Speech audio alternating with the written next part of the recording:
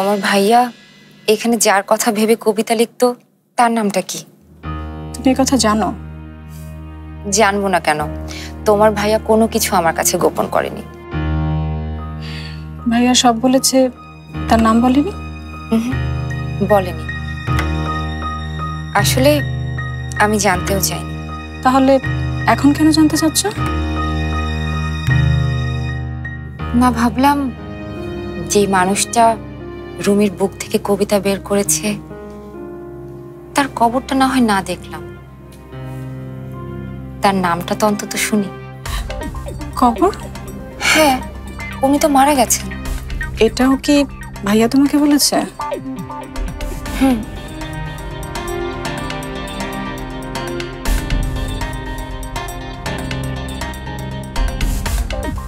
তুই ওনার সাথে কথা বল, ওনাকে বলবি উনি যা যা বলেছে আমি মানব, কিন্তু ওনাকে একটা কথা মাথায় রাখতে বলবি,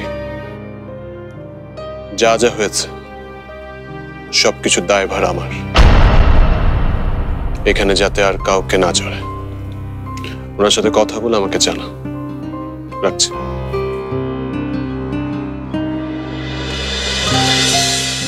শুনলাম আজকে নাকি তোমরা অনেক ঘুরেছ। হ্যাঁ, অনেক কিছু দেখলাম, কিন্তু সব থেকে ভালো জিনিসটা দেখলাম এই বাড়িতে আসার পরে। দেখলাম যে আমার আগেই তুমি আঙ্কেলের স্টুডেন্ট হয়ে বসে আছো। কি সবকিছু ছেড়ে দিবে? তুমি জানলে কি করে? বাবা বলেছে? কেন, তুমি আঙ্কেলকে কিছু বলেছো? শোনো, আঙ্কেলের স্টুডেন্ট হবে আবার বাবার হয়ে কাজ করবে, এই দুটো যে একসাথে হবে না সেটা কিন্তু আমি খুব ভালো করেই জানি। তুমি কি বাধা দেবে? না, কিন্তু এমন যে একদিন হবে সেটা আমি খুব ভালো করেই জানি। তাই? হ্যাঁ, তাই। ওই জীবন তোমার না রুমি।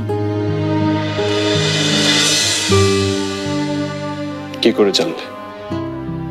স্মাগলিং তো আমি এখানে থাকতেও করেছি। ছেড়েও দিয়েছিলে,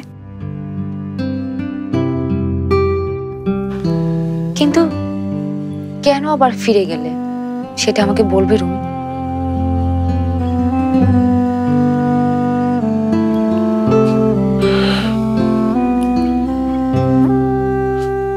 আমি অনেক বড় হতে চেয়েছিলাম,